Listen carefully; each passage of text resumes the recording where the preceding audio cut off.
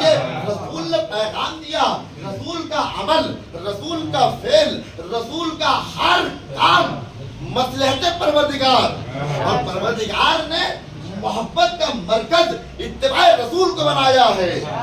اب دنیا یہ نہ دیکھے، اور عزیزان محترم دنیا بحث کرتی ہے کہ ایمان تھا یا نہیں تھا، نہیں، معاذ اللہ انسان اگر ابو طالب کے ایمان پر گفتگو کرے یہ بیوقوفی ہے۔ کیوں؟ اس لیے کہ جس کے دامن میں کل ایمان پڑ رہا ہو اس کے ایمان پر کوئی بحث کر ہی نہیں سکتا ہے۔ یہ ساری چیزیں فضول کی باتیں ہیں، اور رسول نے دنیا والوں کو بتایا کہ دیکھو اگر کوئی ہے جو میری اتباع کرنے والا ہے تو وہ واحد ذات ابو طالب کی ذات ہے۔ تو لہذا پروردگار کا وعدہ کہ دیکھو جب کوئی رسول کی اتباع کرتا ہے تو ایسی صورت میں اللہ اسے محبوب بنا دیتا ہے، اللہ اس سے محبت کرنے لگتا ہے۔ کمال اس میں نہیں ہے کہ انسان یہ کہے کہ ہم اللہ کے محبت کرتے ہیں، بلکہ کمال انسانیت، کمال محبت اس میں ہے کہ اللہ کی آواز آئے کہ ہم اس سے محبت کرتے ہیں۔ اب کیسے پتا چلے کہ اللہ کس سے محبت کرتا ہے؟ کوئی تو وسیلہ ہو، کوئی تو ذریعہ ہو، کوئی تو دلیل ہو۔ ایک مرتبہ آواز قدرت آئی کہ دیکھو رسول کی اتباع ابو طالب نے کی، وعدہ ہم نے یہ کیا کہ جو رسول کی اتباع کرے گا ہم اس سے محبت کریں گے۔ محبت کا صلہ یہ ہے کہ ابو طالب نے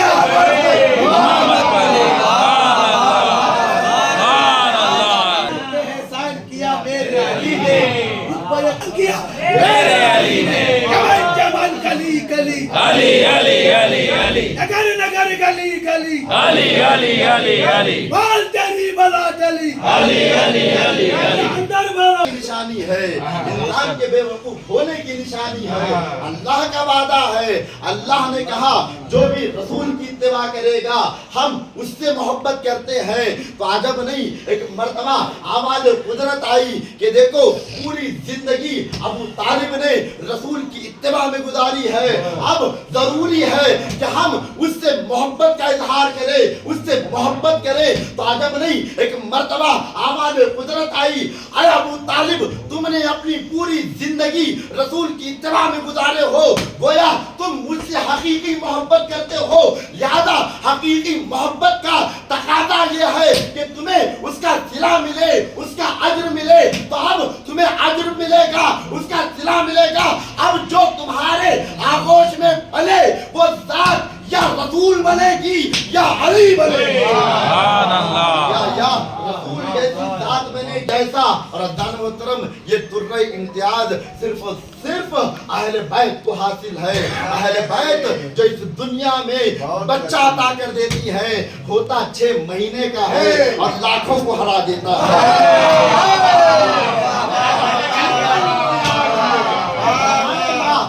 امتیاز ایسا ہے 6 مہینے کا بچہ بھی لاکھوں کی فوج کو ہرا کر دنیا والوں کو بتاتا ہے کہ دیکھو میرا دادا بھی علی تھا، میں بھی علی ہوں، میں بھی علی ہوں۔ محترم پروردگار نے خود ہمارے اور آپ کے چھٹے امام جعفر صادق علیہ فضیلت عطا کیا ہے، جیسی شرافت جیسی فضیلت پروردگار نے انسان کو عطا کیا ہے ویسی شرافت اور فضیلت دوسری مخلوقوں کو نہیں عطا کیا۔ کائنات میں جتنی بھی مخلوق ہے ساری مخلوق میں سب سے عظیم اور فضیلت والی اگر کوئی ہے تو وہ صرف اور صرف انسان ہے کہ جس کو پروردگار نے مکرم بنایا، بہترین بنایا، عظیم بنایا۔ اور عزیزان محترم اسی لیے اہل بیت کو ایسی ذات دنیا میں بھیجا کہ جن کے وسیلے سے انسان اپنی شرافت کو، اپنی افضلیت کو باقی رکھے۔ کیوں؟ اس لیے کہ اگر کسی دوسرے کے سامنے اپنے دامن کو پھیلا لے انسان تو ایسی صورت میں ذلت ہے، اور اسی لیے پروردگار نے عظیم ہستیوں کو اس دنیا میں بھیجا تاکہ انسان ہاتھوں کو بلند کرے، خدا سے مانگے اور عطا یہ کریں گے۔ اور پروردگار کی آواز آئی، دیکھو تم مانگنا چاہتے ہو، مجھ سے طلب کرنا چاہتے ہو، خالق میں ہوں، رازق میں ہوں، مالک میں ہوں، قادر میں ہوں، لیکن ساری رازقیت تمام چیزیں میں اہل بیت کے صدقے میں عطا کروں گا۔ اہل بیت کے وسیلے سے مانگو، میں تمہیں عطا کروں گا۔ رزق چاہیے اہل بیت کے وسیلے سے مانگو، اگر دولت چاہیے اہل بیت کے وسیلے سے مانگو، ساری کائنات چاہیے اہل بیت کے وسیلے سے مانگو۔ اگر تم اہل بیت کے وسیلے سے آؤ گے تو میں تمہیں عطا کروں گا۔ کیوں؟ اس لیے کہ وہ ذاتیں ہیں کہ جو تمہیں عطا بھی کریں گی، ذلت کے ساتھ نہیں بلکہ عزت کے ساتھ عطا کریں گی۔ ایک جملہ آپ کی سماعتوں کے حوالے کر رہا ہوں کہ واقعاً اگر پوری زندگی انسان اس جملے پر غور کرے تو انسان کبھی دوسرے کے پاس نہیں بلکہ اہل بیت کے پاس آئے گا۔ کیوں؟ اس لیے کہ اہل بیت کا آنا صرف اور صرف ان کے مددگار ہونے کی دلیل نہیں ہے بلکہ ہماری عزت میں اضافہ ہونے کی دلیل ہے۔ اہل بیت کا مدد کرنا صرف اور صرف در کٹانے والا ہی ہے۔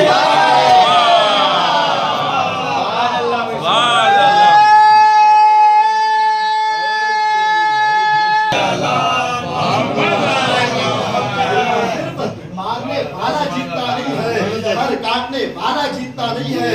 کربلا نے بتا دیا کہ سر کٹانے والا جیتتا ہے۔ اور ہم مر کر دنیا کو یہ پیغام دیتے ہیں، یہ درد دیتے ہیں، چاہے تم شیعان علی کو مارنے کی، قتل کرنے کی چاہے جتنی کوشش کر لو، تم ہمیں مار نہیں سکتے، ہمیں ختم کر نہیں سکتے۔ ساری کائنات مل کر بھی اہل بیت کے چاہنے والوں کو مٹانا چاہے تو مٹا نہیں سکتی۔ کیوں؟ ہم اس ذات کے ماننے والے ہیں جو نکلا تو بھی بلندی پر، جہاں پر آیا اس مقام پر بھی بلندی پر، جس کے نام ہے وہ بھی بلندی پر، اور جہاں دفن ہے وہ بھی بلندی پر۔ اور وعدے کر دوں عزیزان محترم، ساری کائنات میں سب سے عظیم جگہ، سب سے بلند جگہ، سب سے بہترین مقام وہ ہے کعبہ۔ اور آنے والا جو آیا تو وہ کعبے میں آیا، اور آنے کے بعد جو نام ملا اس ذات کو ملا علی۔ نام علی جس کے بھی بلند، کعبے کے بھی نامانے بلند۔ اور اتنا ہی نہیں، ساری کائنات، ساری زندگی گزارا تو بلندیوں میں گزارا۔ اور جب نجف اشرف، اس نجف اشرف کا مطلب یہ ہے کہ نجف اس مقام کو کہتے ہیں جو چوٹی کی بلندی ہو، اس مقام کو اشرف کہتے ہیں، بہترین مقام کہتے ہیں۔ جہاں سے نکلا وہ بھی بلند، جہاں غروب ہوا وہ بھی بلند۔ اب جس کی ساری زندگی میں بلندی پائی جاتی ہو اسے کون انسان پست کبھی کر نہیں سکتا۔ پست انسان چاہے جتنی کوشش کر لے اسے پست کرنے کی پست نہیں کر سکتا۔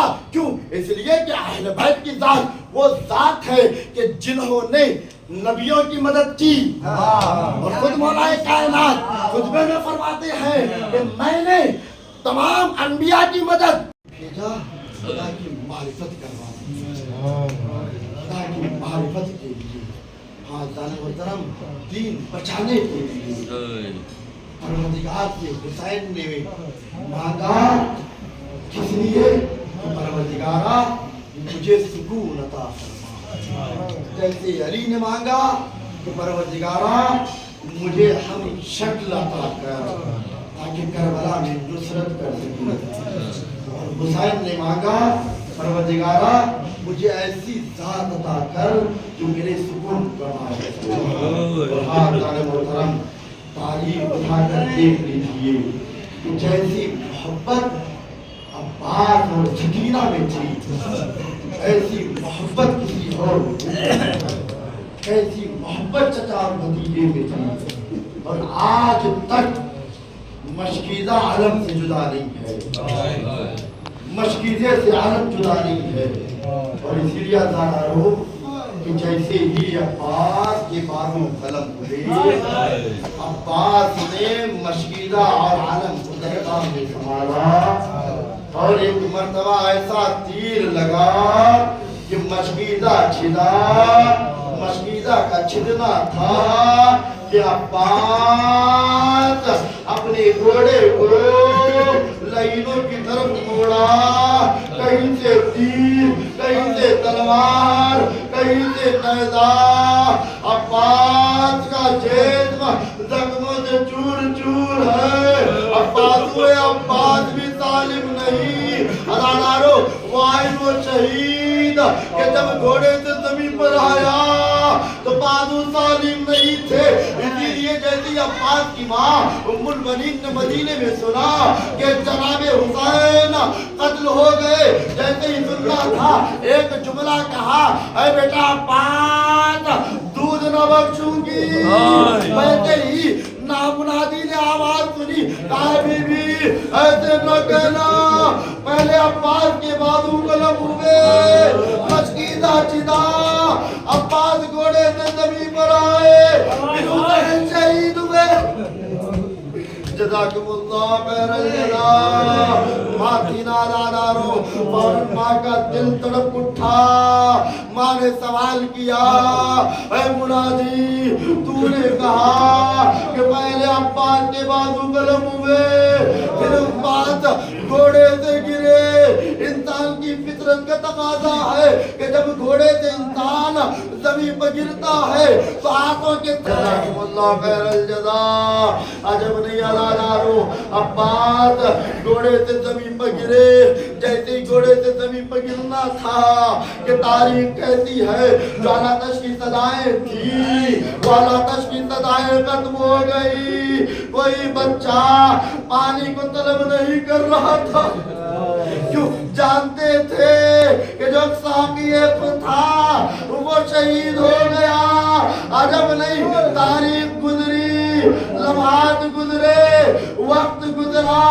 एक मर्तबा तारीख कहती है कि जैसे ही सकीना के बंद कफन खुले हैं तो फौरन सकीना आगे बढ़ी। आगे बढ़ने के बाद भैया सज्जाद से गले लगी। क्यों अदादारो?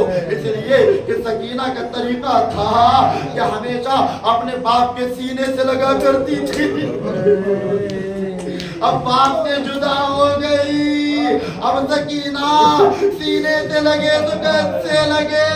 एक मर्तबा जैसी बंदे के पन्ना खुले हैं फौरन सज्जाद के सीने से लगी।